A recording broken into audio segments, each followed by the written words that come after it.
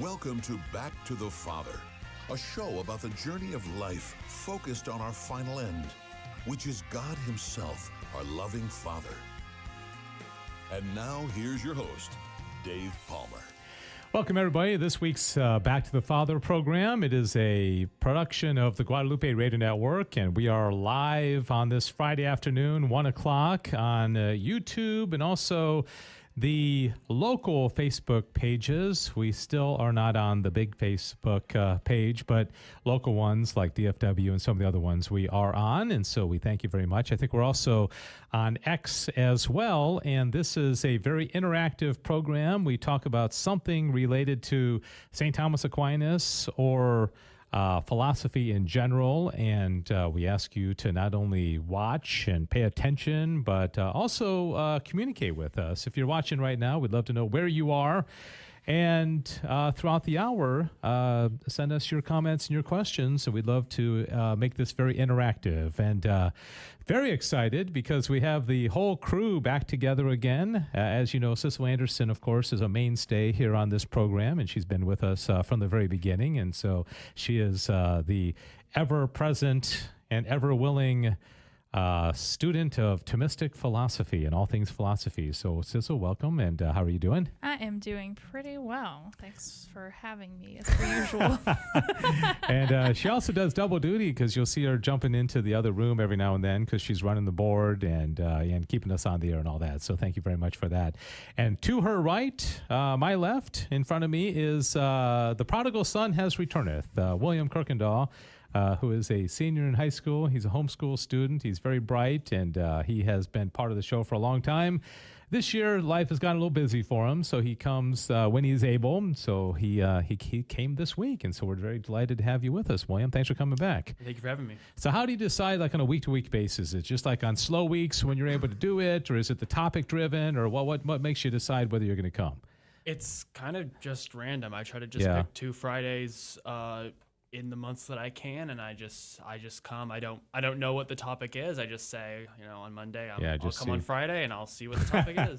Because I don't typically know what the topic is on Monday, much less you. That's great. And William told me something pretty impressive before we started. He said he just decided to pick up Plato's Republic and read it. No, not because it was assigned in any class, but he's going to UD next year, and he's going to be probably learning a lot of Plato and Aristotle and Might as well get a head start. Might as well, yeah. So anyways, thanks so much for being here. It's good to have you. Of course. All right, so the topic today, and we have a PowerPoint presentation as usual. And again, if you're out there, we'd love to hear from you. We're building up the audience slowly and surely, and I know a lot of people are not able to watch this live, but you may be watching it on a recorded basis. And we also, and this kind of came as a surprise to me recently, is we've got people behind the scenes at the GRN that are making shorts out of some of these. So they're taking parts of it because not everybody has a whole hour to talk, watch about philosophy. Little shorts show up on Instagram and YouTube, and I guess maybe even Facebook as well. So you might get little segments of this, and those tend to get a lot more views. All right, so the topic today is none other than the Allegory of the Cave. I would say arguably the most famous and well-known allegory or story in the history of philosophy. I don't even know what would compete with it. It came from Plato. It was in his book, The Republic, that I mentioned just a moment ago. And so I am going to spend a little time explaining the Allegory of the Cave. And then what I'm going to do during the course of this hour is explain 4 applications of the Allegory of the Cave on modern times, and which I think will highlight why 2,400 years later, this is still a very, very important part of not only philosophy, but politics and daily life and just philosophy in general. So it's kind of a universal story, and there's a lot of applications. So I'm gonna make 4 applications to it. You might be able to think of some more, but there's going to be some part of the Allegory of the Cave that you will relate to. Okay, I promise you by the end of this hour. So having said that, before I explain it, let me just ask Cecil and William, On a scale of 1 to 10, how much familiarity do you have with the Allegory of the Cave? How much do you know? Did you learn it? You're both products of homeschool, so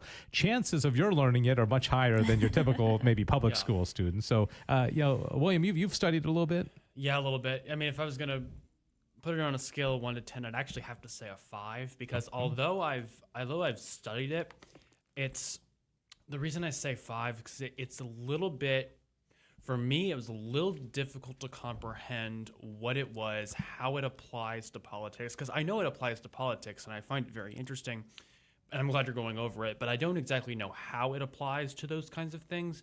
It's a little bit complicated for me, but it is interesting, and I'm looking forward to what you. Yeah, well, like I mentioned, it shows up in the Republic, and the Republic is about the ideal political state, the philosopher king, right? Yep. But interestingly, in the Republic, he also, and I think this is the brilliant part of the Republic and Plato in general, is that he makes a comparison between what makes for a good state also makes for a good individual.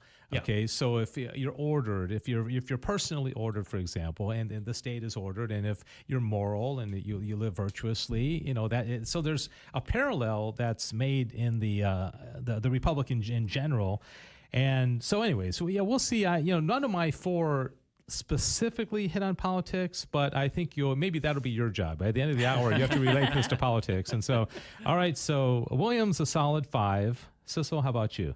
I know you've learned about it on this show a little bit. Yeah, I definitely have. I mean, I read The Republic in high school. That was a long Really? time ago. That's been a while. I think I read it when I was like 15 or so. I was going to say as a Protestant, but obviously Plato wasn't a Catholic. I was classically educated, so we just did a lot of philosophy, a lot of reading the great books. And of course, that would be considered a great book for sure. Yeah, definitely. And I was probably 14 or 15 when I read it. It was pretty early on in high school. So I'm not going to lie, I don't remember as much as I should, / I didn't care as much as I should at the time about it.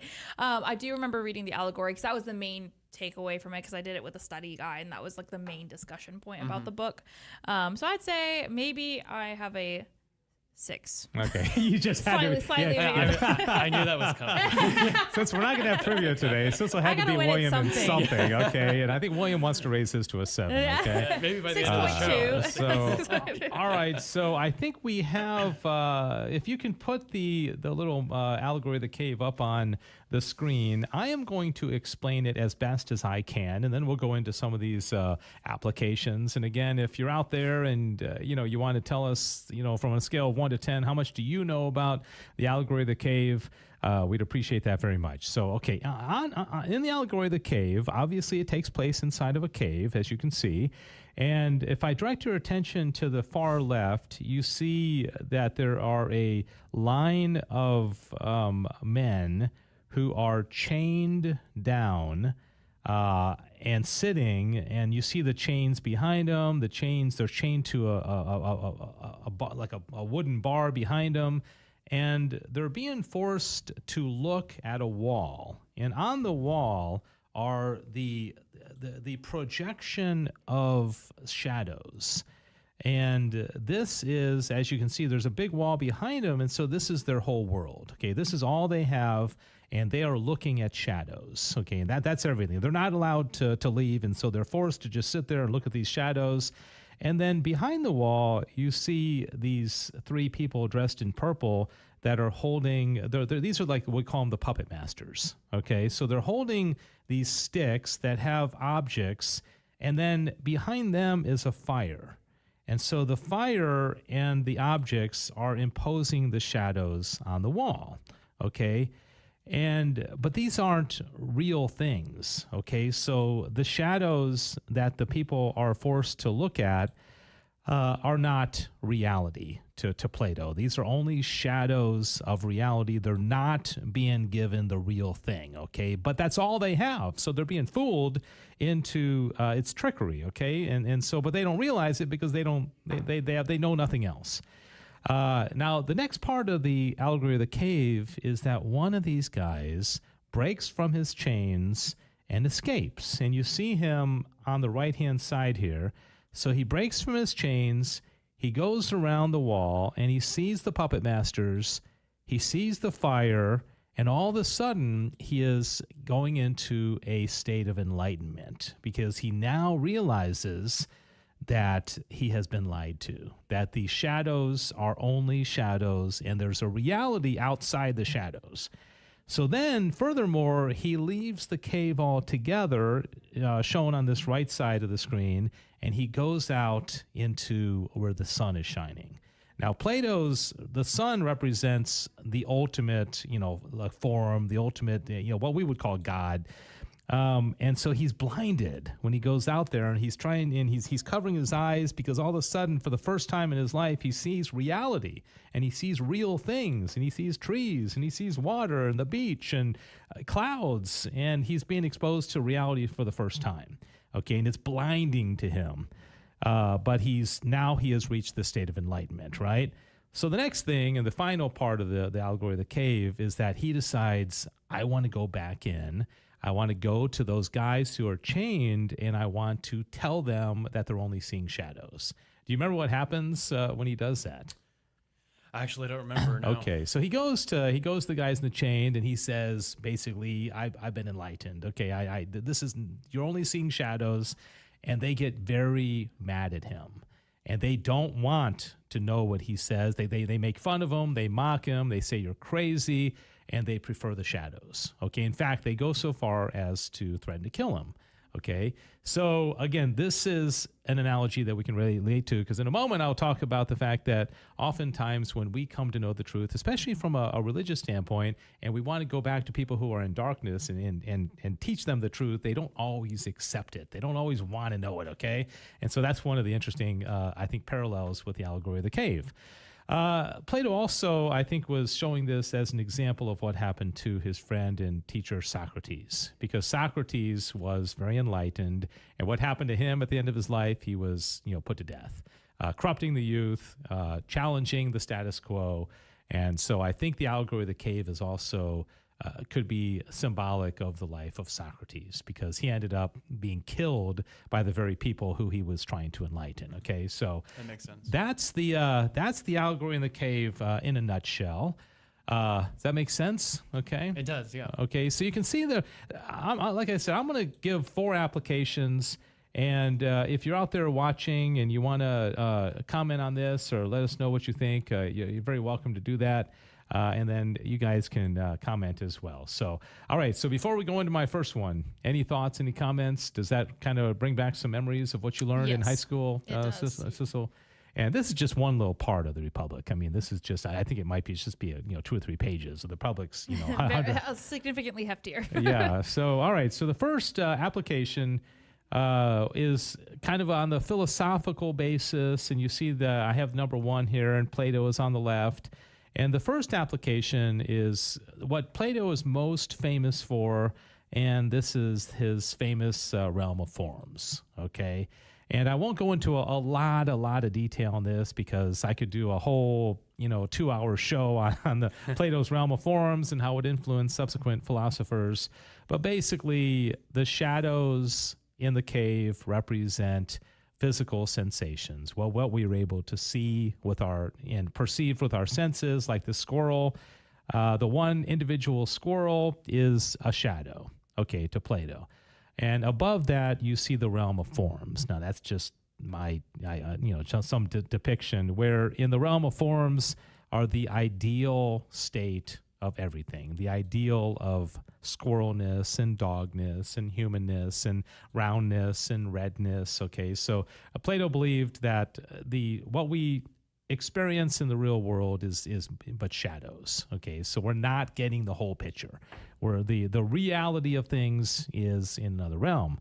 But Plato was a realist. Okay, so as you see subsequent philosophers come, and William of Ockham and Hume and Kant, who are all nominalists, they don't believe that there is any reality behind the things that we're able to see. Okay, so that's the first one. That might just be the most important one according to Plato, because it really was the foundation of all of his philosophy. And it also was an introduction to metaphysics. Okay, so metaphysics is things beyond the senses, metaphysics of being and time and essences and forms and things like that. And the whole metaphysics is kind of the dividing line between a lot of, philosophers. You're either a metaphysician or you're not. And somebody like, I was talking about Machiavelli and Hobbes, who are strict materialists. Somebody like Nietzsche was totally denied metaphysics. There is nothing beyond this world. So it all goes back to Plato. Plato made this division, but he strictly divided them. Okay, Aristotle's going to bring them together, but he divided them. So, anyways, that's number one. Metaphysics, theory, realm of forms. Does that make sense? It does make sense. Yeah, I'm familiar. I'm familiar somewhat with the forms that he talked about, especially in his Republic. So yeah, that makes sense. Yeah. So I mean, if you look at that squirrel, and you look at not every squirrel looks alike, but there's, if you see something and you say, oh, that's a squirrel, and then you see another one and maybe it's black or it's gray, but it doesn't look exactly like it, or it's smaller or larger, but you say it's a squirrel, then you're all of a sudden dealing in forms, because you're thinking that there's something universal about these different things that I see. And then, a shark is a fish and a minnow is a fish. They don't look anything alike, but there's something fishy about them. And so sounds like we're talking about something entirely different. Yeah. So and there was an interesting what's this guy? There's a guy that has a YouTube channel, and he was refuting nominalism, which means just that nominalism would say we just give names to things. It's just a squirrel is just a name. There's no essence. There's no form. It's just. But he was saying. He gave a story about, I don't think I've shared this on this show or not, but he said a guy's driving home from work and his wife says, honey, we got some friends coming over tonight. Can you go to the store and get some bananas and apples and cherries and whatever, blackberries, right? So the story goes, the way this guy related it, is that he goes to the grocery store, and some evil worker at the grocery store has changed the labels on all of the items. Okay, so what he would think were bananas now has a sign in front of it saying blackberries, and what would be oranges now has a sign of it and it says apples. But the guy's point is it doesn't matter, because the guy knows universals. He already knows what an apple is. He already knows and just because somebody has labeled it something else doesn't mean he's all of a sudden confused because it's been given a different name, right? Mm-hmm. So nominalism doesn't really make sense. And his point was nobody lives like a nominalist, right? So that might be the most, I guess, confusing or philosophical one. So let's move on to number two. And number two, and this is an interesting one, is some people have said those puppet masters imposing images on the wall are illusions, and they're not telling them the whole thing. And some people have said, well, doesn't that kind of remind you of like a television or a movie screen? Think of, do you trust the messages that are being conveyed by the media? Are we being fooled? Is it, are there things that are being presented to us? And think about, young people, maybe your age, who are like watching TikTok videos all day. Mm-hmm. Is there some parallel there where who are the puppet masters? What are they imposing on the wall? And these kids are somewhat in chains because they're all addicted. Well, yeah. So there's a great parallel there. Are they being told the truth? Or are they in the cave? Are they really enlightened? There probably are stories of kids that have been fed this trash on, and not just kids, all of us, on social media or, whatever, commercials on TV. Mm-hmm. And all of a sudden one day we become enlightened and we say, you know what, I've been lied to. And so we're outside the cave all of a sudden, right? So that's another application that I think is very practical. But any thoughts on that?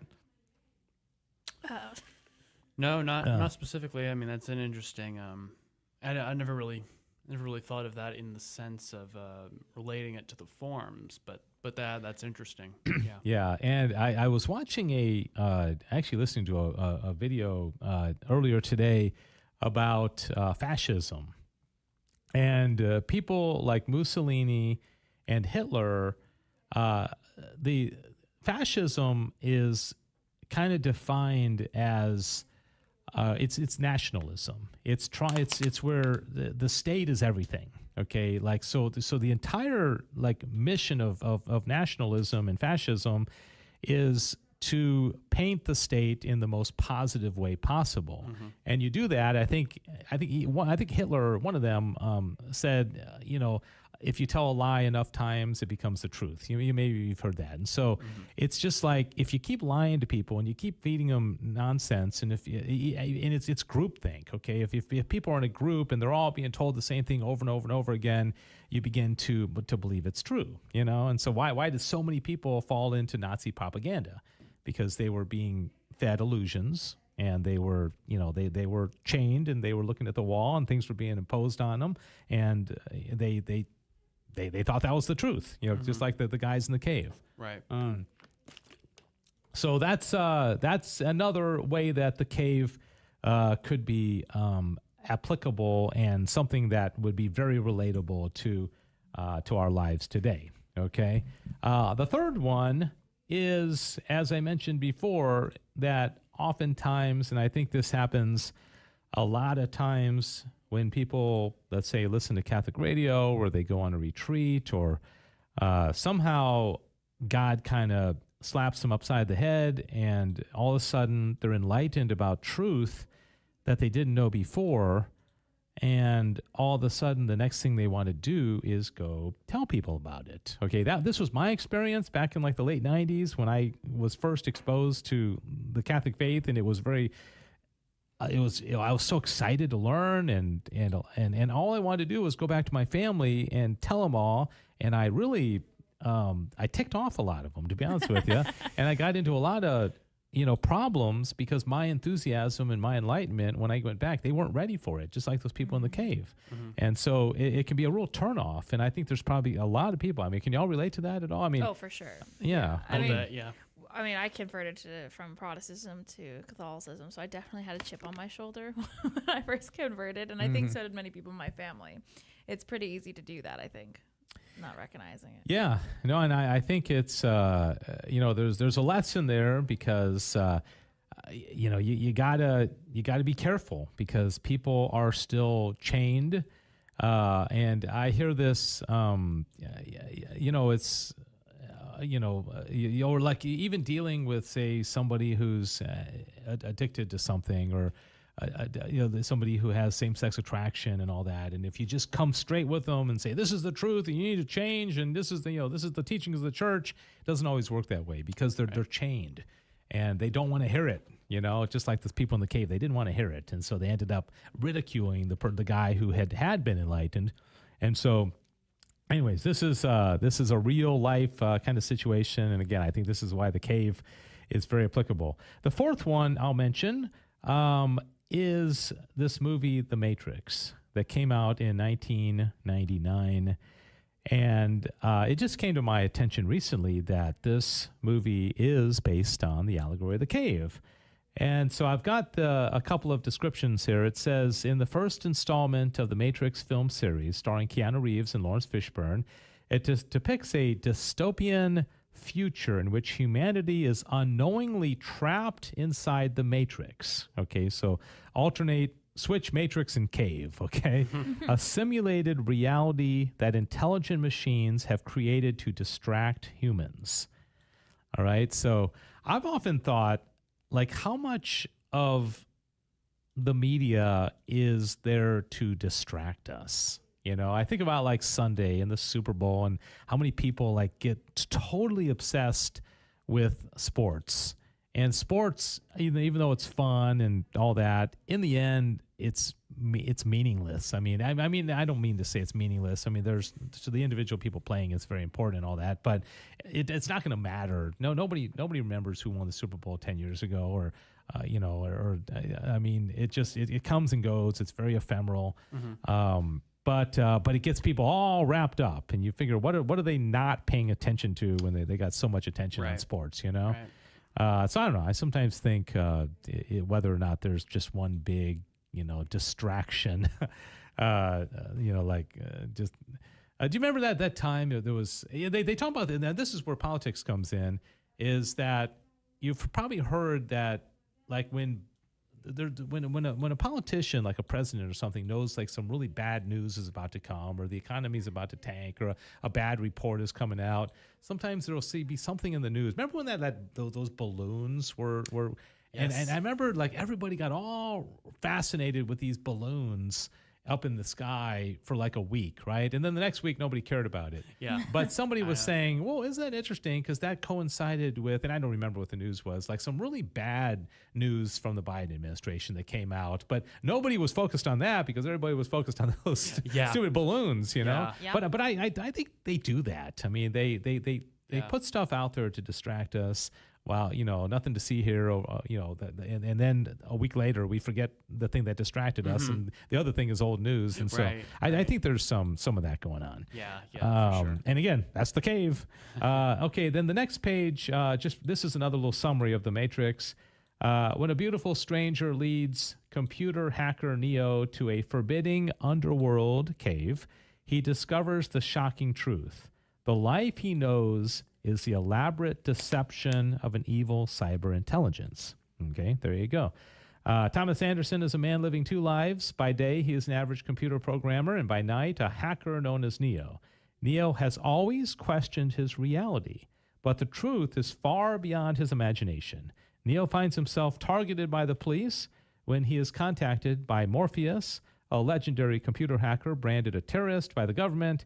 As a rebel against the machines, Neo must confront the agents, super powerful computer programs devoted to stopping Neo and the entire human rebellion. Okay, so this was kind of like a high-tech, more kind of a computer age version of him being trapped inside of something, coming to enlightenment, realizing that this was not the reality, trying to escape, and also, I guess at the end, he goes back to the people. And in this case, unlike the cave, the people actually were grateful that isn't that true? It's been a long time since I've seen the movie. I mean, now that you've kind of learned about the cave, anything about the Matrix that are there any parallels that you can think of? Yeah, I mean, I saw it last summer. So probably the most recently out of all of us that have seen it. Yeah, for sure. Yeah, it's been like 20 years since I've seen it. Yeah, and that was the first time I ever saw it. So it makes sense when you explain it. Like when I'm watching it, I'm not really thinking, how it relates to the forms or the allegory of the cave. But yeah, when you watch it and you think about it, it does make a lot of sense. I mean, yeah, you're trapped in something that isn't real, and you have to, and throughout the whole movie you're trying to get out of that. So it's kind of, I mean, like you say, it's very similar to what we have today, where everyone is kind of like, no one understands what reality is anymore. You know, the transgender stuff, everything you see in the culture, no one really understands what is real and what is false, because they're being like in the Matrix, they're being fed something that is fake and it's false, and everyone buys it because we're so gullible, and we're attracted to these kinds of things, even though they're not real. But the truth will set you free. So you have to kind of pull away from that and get enlightened to find reality. Yeah. Well, you think about as Catholic Christians and believers, if we said, what is the reality of life? And you would say, there's a heaven, there's a hell, there's a purgatory. We're going to die one day. We're going to be judged. We've got a church that Jesus Christ established, and the most important things is to remain faithful, virtuous, and relying on God's grace. And Jesus died for us and rose from the dead, and all that. So okay, that's the most important thing. But how go to USA Today and CNN and Fox News and turn on any secular television station, and there's none of that. Okay, right. So the reality of our lives is that we've got this 60, 70, 80 years of life. We're going to die, we're going to be judged, and we're going to spend eternity in either heaven or hell. Okay, that's the summary of the most important thing.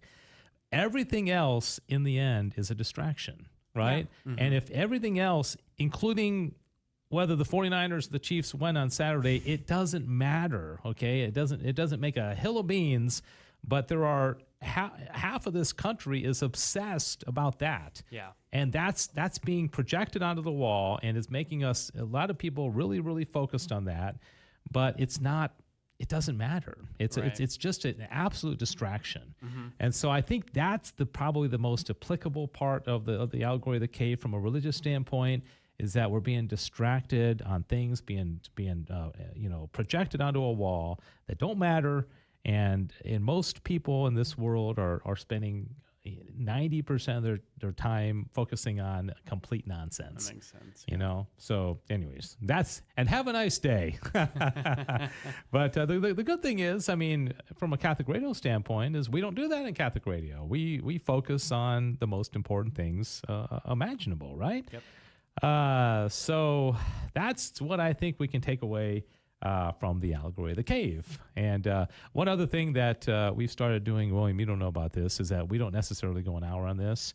And so I've done my part, and I've taught to the best of my ability the allegory of the cave in 4 applications. And so if anybody out there has any questions or comments, or Sissel or William, you do, or anything else you want to add to it, we'll take a couple minutes and do that.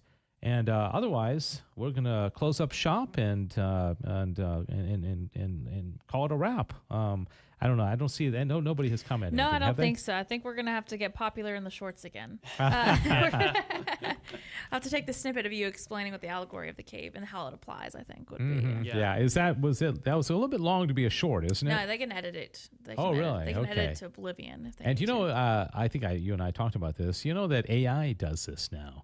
AI, somebody was telling me that it actually goes in, grabs parts of a show like this, analyzes it, and like when you mentioned transgenderism a moment ago, that just boosted the algorithm. Because that's a trending topic. The very fact that you said that. So if I said you could trick the algorithm by just saying words that are going to trigger it. The very fact is because then they analyze it and they say, well, this is very pertinent to what the things that people are talking about these days.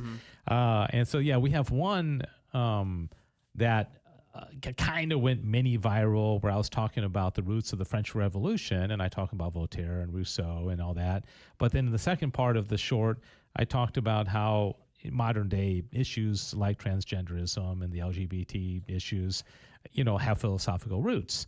And that is what, because I was read the analysis by AI, and they said, the fact that you brought that up, these are, topics that are trending today. And so, interesting. Anyways, it is pretty interesting. The fact that I brought The Matrix and Keanu Reeves, and not that that's a real trending movie. I don't know. It always can be trending, Mr. Anderson, Yeah, that's all. That's the only reason really why I watched The Matrix, was because Mr. Anderson. Keanu Reeves. Well, because my last name's Anderson, so it became. There was one time we were booking a hotel, and the lady on the line was so excited that she got to call my dad Mr. Anderson. And she's really? like, it's like The Matrix. She must have been having like a really boring day, but it was like amusing her. She's like, Mr. Anderson constantly, and it was really funny. So I was like, well, I guess I have to watch this movie now. But I don't think that'll make it. There aren't any famous Crookendalls, are there? I don't. You got to be the famous one. Yeah, you got to be the one. That's me. Yeah, right. You have a job now.